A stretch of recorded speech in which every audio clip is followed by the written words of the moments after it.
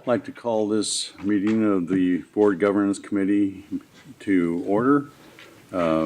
Please call the roll. For the Director of Finance, Ms. Ortega. Ms. Dillon. Here. Mr. Rosensteel. Here. For the State Superintendent Public Instruction, Ms. Dumont. Here. Vice Chairperson McGuire, you have a quorum. Thank you. First item on the agenda is approval of committee agenda work plan.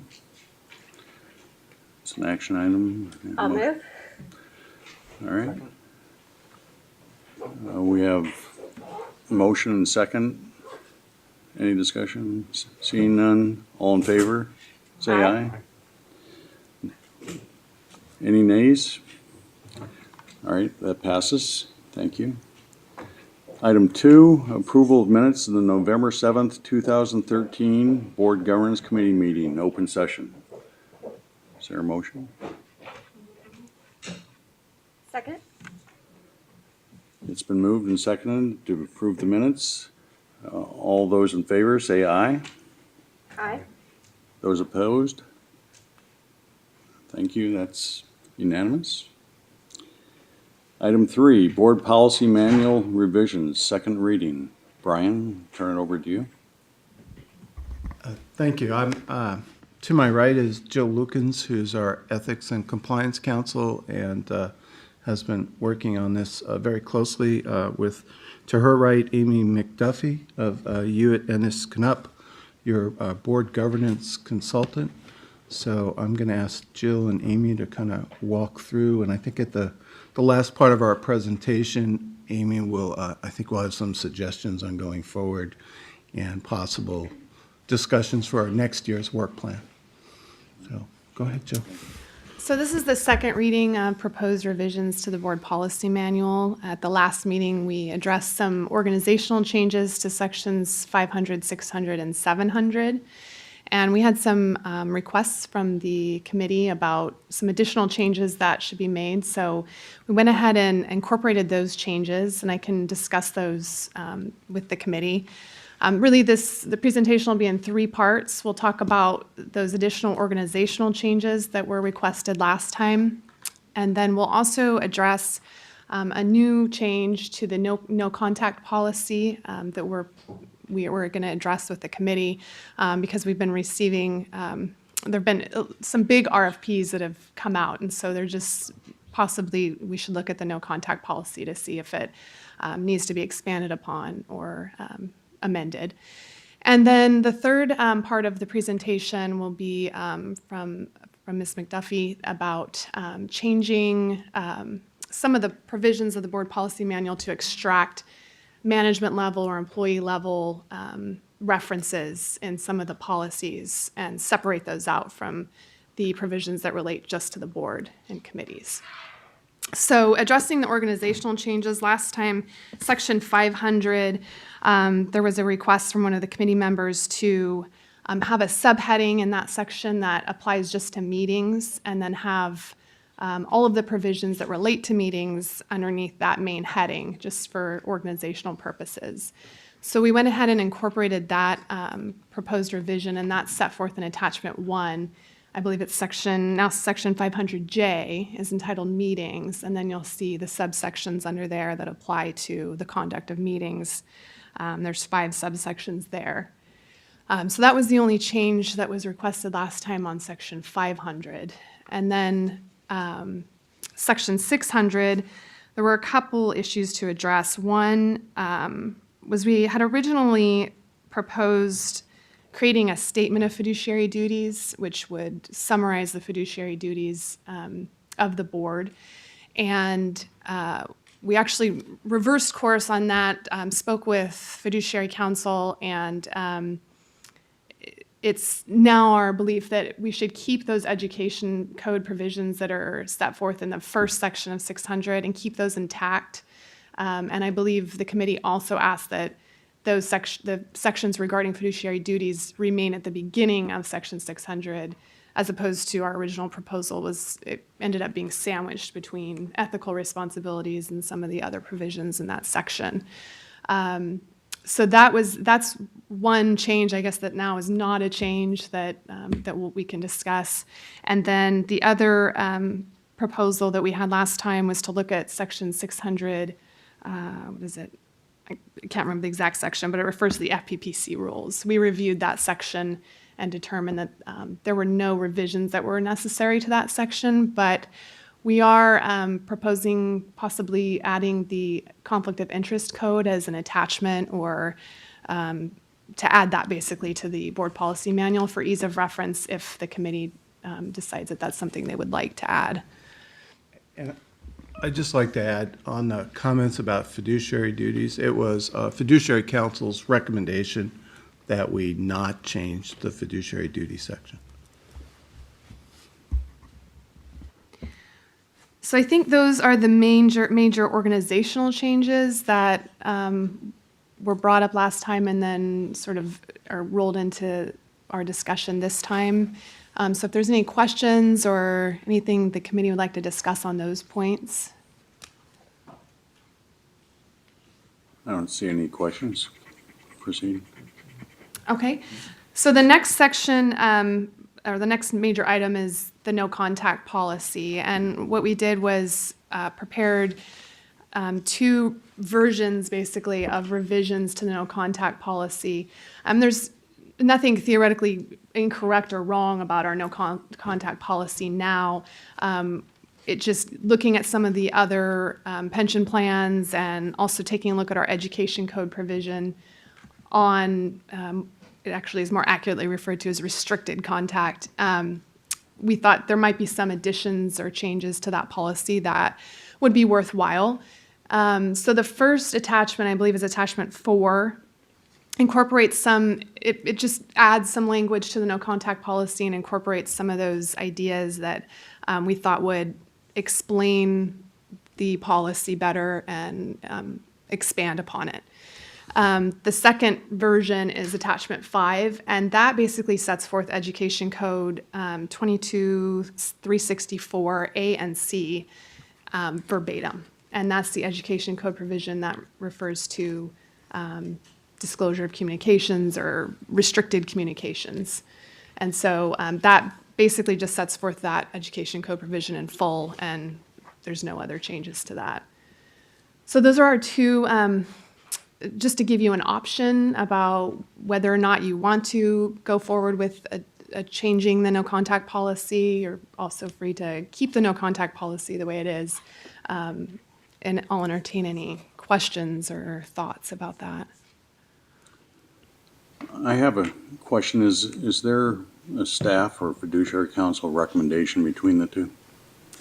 Not, my recommendation is to go with attachment 5, which sets forth the Education Code provision A and C in full, just because, in my opinion, it's better to not summarize the law, and it also is consistent with our other provision, disclosure of communications, which is section 600G, I believe, and that refers to disclosure of communications regarding financial or investment transactions, which actually sets forth Education Code 22364B in full.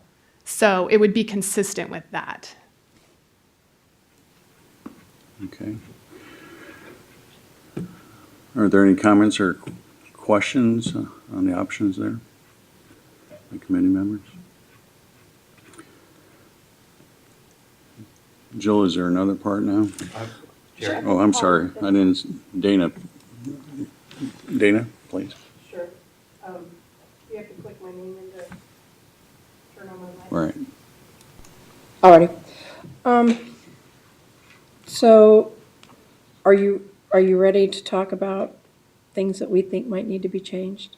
Sure. Alrighty. In that no contact policy revision that you just talked about, the actual policy language that is going to be added, for me, it seems to be confusing. It says don't talk about the process unless the communication is clearly not about the process.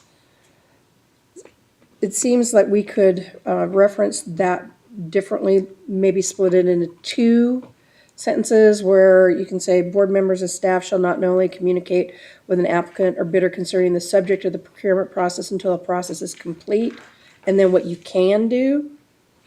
Or change the wording on number 1 to where it says, unless the communication is incidental, exclusively social, or clearly pertains to a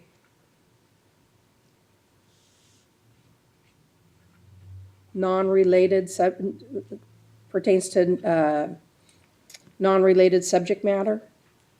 I think going back into saying it's not related to the subject procurement process, it throws so many procurement processes in that it gets confusing.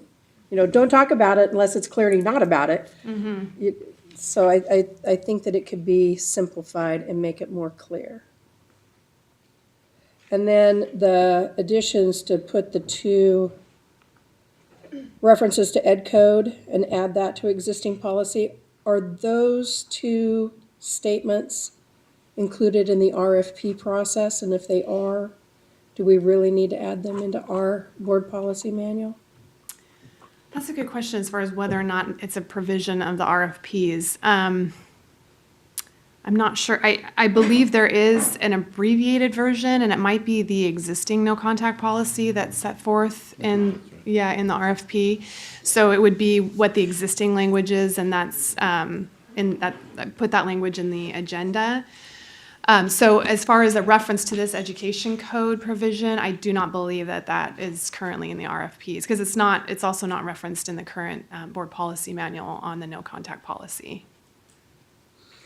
If it's included in the RFP, if we find out that it's included in the RFP process, do you think it needs to be also in the board policy manual? I think because it's a good reference for board members to understand their responsibilities, that Okay. I would agree that it does need to be in the board policy manual. And the education code provisions it's more detailed. It lays out a little bit more detail about what is, prohibited or accepted, and it's, as far as communications go, if it's incidental, if it's social, those kind of questions I think can be answered by consulting that provision if it's set forth in the board policy manual. All right. As it is now, the policy is pretty Broad. shorter and simple. Okay. Yeah, more simple. Thank you. Robin, do you have a comment on I this? just wanted to add that the RFP language is really directed to the proposing community, so it is more prescriptive of their actions and limitations on those actions. So what we do is affirmatively say they can only make contact with X party, and that it talks about the consequences to them if they violate that perspective. So it is in the RFP, it's just oriented towards the vendor community rather than towards the So board. Robin, like this first statement, requests for technical clarification regarding the procurement process itself are permissible and Yes. must be directed to the administrator of the contract process. Do we have something in the RFP that says requests for technical clarification need to be directed to the administrator of the contract process? Yeah, our language is slightly different because it is actually written in more of a colloquial fashion, but Okay, yes, alrighty, we okay. point to a name and a phone number and an email address, and all their of those point things person are is. emphasized actually more than once. It's in the cover letter, it's in the body of the RFP, and then there are confidentiality provisions in there as well. All righty, thank you. Dana, are you? I'm done. And just to clarify the requested or the changes that you're asking about, that was attachment 4, which is sort of our expanding on the existing no contact policy. Attachment 5 is the verbatim language from education code. So there's those 2 differences. So there's an option there of which one you decide you want to go with. Mr. Rosenthal? Yeah, and that was kind of my question. So you recommended attachment 5. So what are the arguments for attachment 4, or why is attachment 4 being presented to us? Well, attachment 4 was intended to show you what could be done if you wanted to keep some of the existing no contact policy language. It may be preferred, the committee may like that language, and there may be a reason why you would want to keep the language that's existing and then just expand upon it a little bit. There's also the provision in there that clarifies what was just asked of Robin about I think it was incidental contact, or it should be directed to the, technical question, it should be directed to the administrator of the contract. That's not in the education code, so that could be added to option 5 or attachment 5 also. It doesn't have to necessarily be verbatim, but, so those, it's just to give you an option, basically, of, what we could do with the no contact policy. I think option 4 is more user-friendly for board members. I think that's sort of, so the more conservative advice is stick to the statute, but the option 4 is clearly something that you could use, and it was, that list of 3 things was supposed to provide a little bit of a quick reference for you on what you could do. And so that's kind of why that's created that way. And then with the edit that Dana suggested, we would split that down and change, make it a little bit clearer. But that, I think that's, I mean, other than being more user-friendly, is it your sense, though, that both substantively accomplish the same thing and are substantively similar?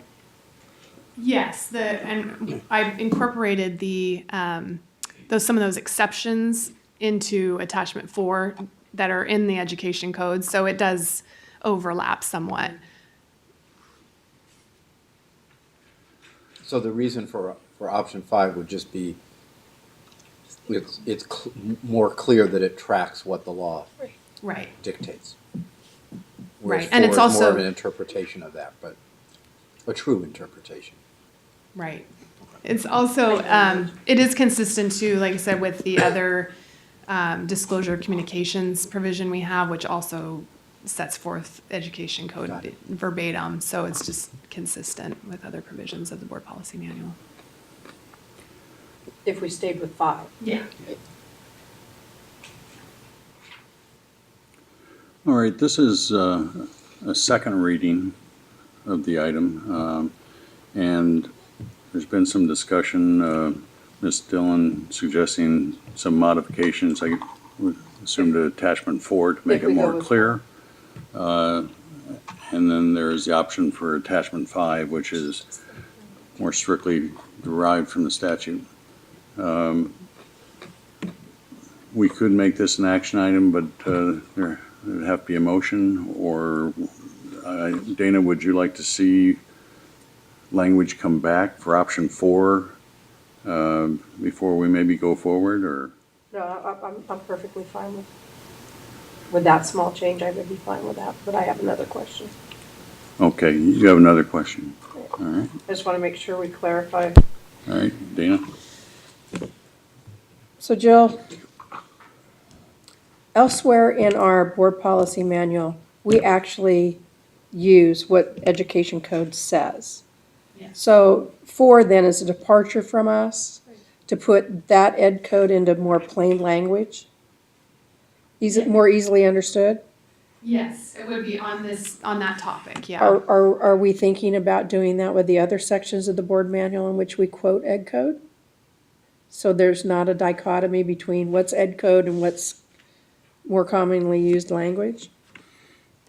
We haven't done that on other provisions in the policy manual, Alright. no, and that was what we teed up with the fiduciary duty section. So when we last had the discussion, that was the issue on the table, is could we rephrase that in a way that was a very quick reference for board members, that was an accurate description of fiduciary duty with the reference. And as I said, fiduciary counsel feels like it's much better to have those code sections there for you. So that philosophy would then say, well, the board policy manual has the parts of the education code that you need for a particular subject at your fingertips. And that would be consistent with what we already have. So that philosophical, we were So we kind just send you on a wild goose chase then? no, you asked us to do some significant research and discussion, and we're returning with the result. Tactfully said. All right, thank you. All right, I see no further comments or questions. Is there preference by any member of the committee? I'll entertain a motion if there is one. Ms. Dillon? I don't see us bringing this back to have any further discussion. I mean, I can't imagine. So, this is the only decision point for us, Jill, 4 or 5? Yes.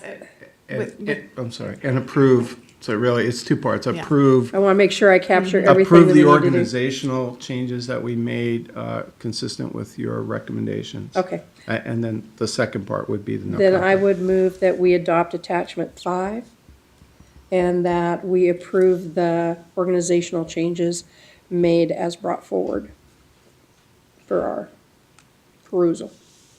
Is there a second? I would second. We have a motion that's been seconded. Those in favor, please say aye. Aye. Aye.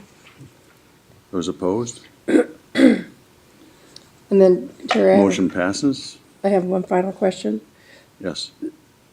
So we didn't take care of adding a reference to the regulation about the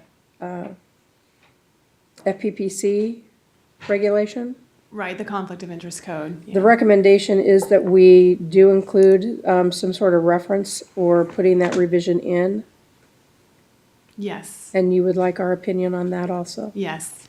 Then I would move that we also include that. A reference to the regulation which contains the CalSTRS conflict of interest code into section 600, I think it is. 600, is that 600, Jill? Yeah, Alrighty. let me find, I can get the exact section.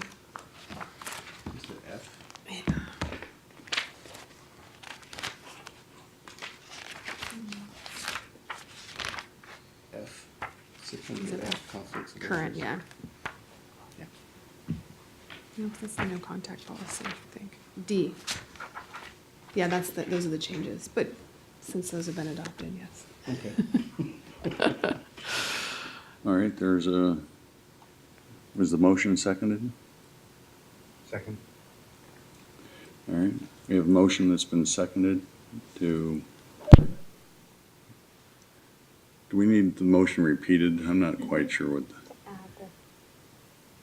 I think the motion is to include the reference to the current conflict of interest policy adopted under FPPC rules. all right. I think we're clear on what we have to do. Are there any questions or comments on the motion? Seeing none, all in favor, please say aye. Aye. Aye. Those opposed? Motion passes. Move on to, Yep. is that all for this item? There's yes, there is, and then there's a third section of there's this third presentation item. that I'm going to Amy pass along. was going to address, thank you. Terrific, Mr. Chair and members of the committee. I'm Amy McDuffie with the Fiduciary Services Practice of Hewitt and Knupp. It's a pleasure to be here today. Nancy Williams, my colleague, had a schedule conflict, so she could not be here with me, but she does pass along her regards to the committee. Mr. Chair, if it pleases the committee, I thought I'd start with just a little bit of background before we get into the topic. Thanks. So at the October offsite during the board self-evaluation, the board discussed the board policy manual. And the common perception was that it had become quite lengthy. And at the time, there was, again, this common ground that perhaps it could be streamlined so that it truly just reflected those responsibilities that were governance level. And it was mentioned that currently it contains some responsibilities that are more management oriented. And so at the self-evaluation, an outcome was that the board agreed at the time to refer this issue of how to streamline the governance manual to the governance committee. And then subsequently, of course, at the November governance committee meeting, there was discussion about undertaking perhaps a broader review of the board policy manual. So I believe as part of that, staff was asked to bring potential projects for the committee's consideration, which is why I'm here today. So the focus again would be to look at the board policy manual to identify those governance level responsibilities as well as those management level responsibilities and what I would call relocate the management level responsibilities to another administrative or executive staff level policy. So I thought what I would do for the committee would be to walk through an example, just generally, of the situation so we could put it in context a bit, and then also explain the approach that we could potentially use to do that. But before I do, there were some important points that I thought I'd bring up. The first is that the review would only encompass sections 500, 600, and 700 of the policy manual. And by charter, that's within the committee's review. So we wouldn't be looking at the investment policy section of the manual because that is separate. There's an established review cycle for that, and that happens outside of the work of this committee. Now, secondly, and importantly, the provisions that are in the policy manual currently they're comprehensive, they're sufficiently thorough, and you spent a lot of time and effort over the years to make sure that these policies align with the direction of the board. And that's why I use the word relocate, because as we identify those management level responsibilities, it's not like they're going away or we're doing away with them. We're just simply lifting them out and recommending that they be housed in a different location. Certainly they're important and they're on point. So I guess to put this into context, I thought what I would do is use the compensation policy as just an example. And I know you may not have that in front of you, and I don't believe that you need to follow with the train of thought. So as you look at the policy, you think about it, there are some very desirable governance level features that it includes. And that would include the goals and the objectives of the compensation program, the cycle for review of the program and the policy itself, and the staff positions that the policy covers. But when you look at it, it also contains some of the finer mechanics. An example would be relating to the calculation of incentives and payouts. And with respect to base salary, for example, there's specific dollar ranges that apply for this current fiscal year per specific position. So that finer level of detail, the calculation around incentives, the specific mechanics, if you will, as well as the dollar ranges, might be candidates that we'd want to discuss with you for, again, potential relocation. And I guess before I go on further, I thought I'd stop and see if there's any questions that the committee might have about the approach or this concept in general. Any questions? No? Sure. Okay, Oh, excuse me, Mr. Boykin. sure. So maybe I didn't quite hear right, but I'm wondering, are we going to split up, like, for example, the compensation policy? Would some of it reside in the board policy manual and then some of it somewhere else? Because I think with compensation in particular, when we have discussions about changes, I like to have it all in one place. Would it still all be in one place somewhere?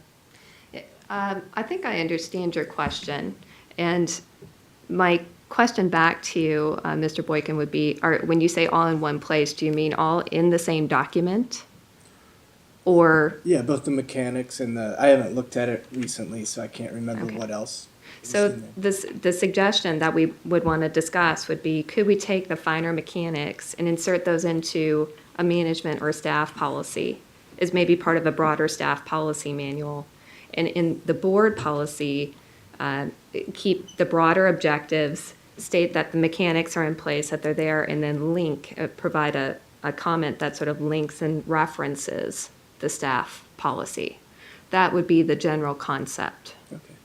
What are your thoughts, or what's your reaction? Yeah, I mean, I based- guess I would have to see it, and I don't know, if there's a standard in terms of, do other boards have board policies that really govern the board, and then other board policies that govern staff, administration in a separate place? I was probably on board last October. It's a discussion I don't remember all that clearly. So, exactly. I could It's say- all new to me. Yeah, and I could say that, when you look at your policy manual, it seems like it's a lengthy document, and as I said, it contains all the right content with respect to best practice. The question is, how user-friendly is it without jeopardizing the substance? Right. And if we could establish a link, if we could potentially lift out some of the finer mechanics, maybe that's a candidate for discussion, or maybe not. But I think it's a good question to ask. Mr. Allen? I just thought I would share perspective of the, because I faced this in past funds on the investment policies. And I would tell you, there's a couple funds I know where the investment policy itself is about a 2-inch binder. And what I found is the board doesn't read it because it's so thick. And so what we ended up doing, if you remember, every once in a while I show you a graph, you establish policies that are pretty broad in scope, but set the outside boundary. And then within that, we call them guidelines. And so staff has operational guidelines that can be narrower, but never wider than the board. So you would sort of set the mission or the vision of how you want compensation administrated. But then when it gets into, and we face that, because I've raised that question, you've got, I think now coming close to almost 20 appendices, which are the actual incentive schedule down to benchmarks, and we have to bring that back to you. And, you know, when the investment committee changes a benchmark, it should just flow right through. So it's a question of whether you'd like those kind of things in the guidelines that staff operates with or brought to you back as policies. That helps That's a good example. give you an example. Is that it, Mr. Boykin? Yeah, that's it. Ms. Dillon? And I would think too, Amy, when we're talking about something like compensation, so we have an agenda item where we're gonna be talking about that. Because I'm like Grant, is like, when we're in comp committee and we're having those discussions, we don't wanna have two separate things that we have to go look for. But in the item that you're presenting to us, you would lift out from our policy manual and whatever ends up being created on the management side, those would all be in the same item in our agenda. So we would have those blended together to have that conversation, correct? Yes. Does that kind of make sense, Grant? Mr. Boykin? I didn't think I chimed in again, but if you're looking for direction, and I'm not on the committee, I mean, I'm in favor of going forward with, a project to simplify. All right. I had a question, and that was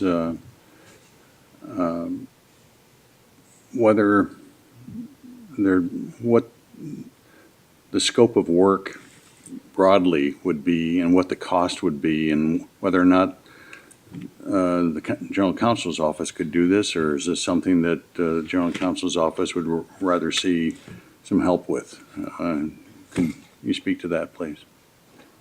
We certainly would like Amy and Nancy's assistant as your governance consultants, especially for the state of the art, if you will, the benchmarking around what other pension plans are doing. But we would be very much involved in working on it, and so it would be a joint effort. And also, we would have your fiduciary council reviewing any proposed change in your policy manual. So the scope, I think in the beginning, the vision is to rely a little bit more heavily on Amy and Nancy to sort of spot some of the more global issues consistent with what's happening in other pension plans. And then perhaps more of the mechanics would be done in-house at a much lower cost, or a cost we would absorb staff-wise. So I think that's the way I would suggest that it roll out. And I think as far as timing, and Amy will go a little bit more into detail, what we're suggesting is that coming out of this meeting with your direction, we would do a sort of a quick analysis, a detailed analysis on where we think we could go, and then make some suggestions for your work plan for next year. And once we find out what's on the work plan, we can have a better handle on the scope and the length of work. All right. Are there any other comments or questions? I don't see any. Could this just be directed then for staff to proceed with this work, or I don't think? I I can talk further with respect to timing, Mr. Chair, if you or the committee would like to see that. All right.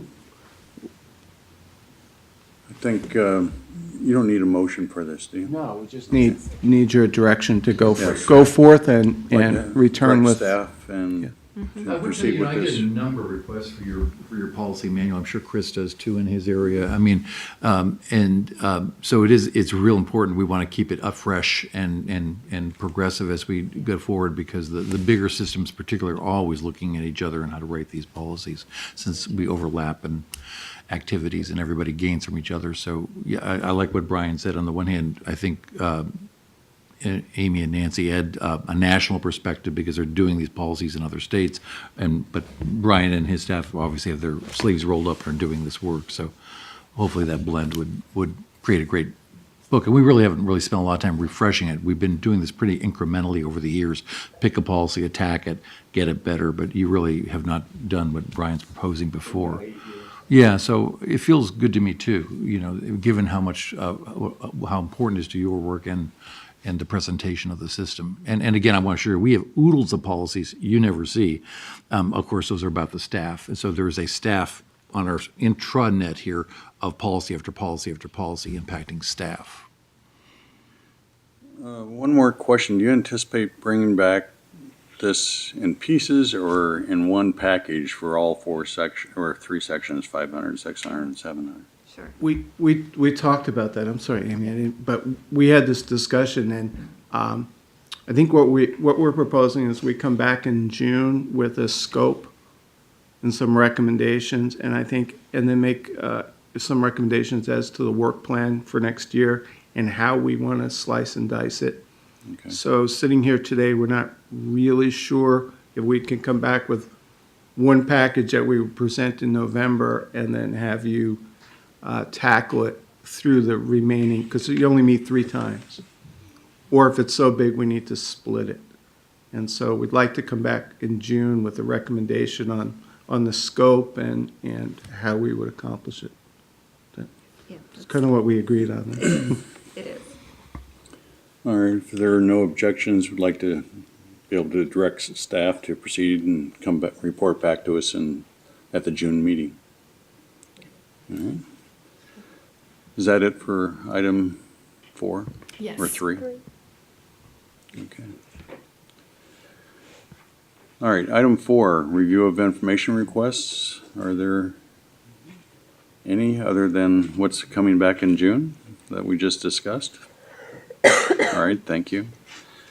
Draft agenda for the next committee meeting. Any comments? Seeing none, there's an opportunity for public comment. Are there any members of the public present? Okay. All right, we'll adjourn this meeting. Thank you.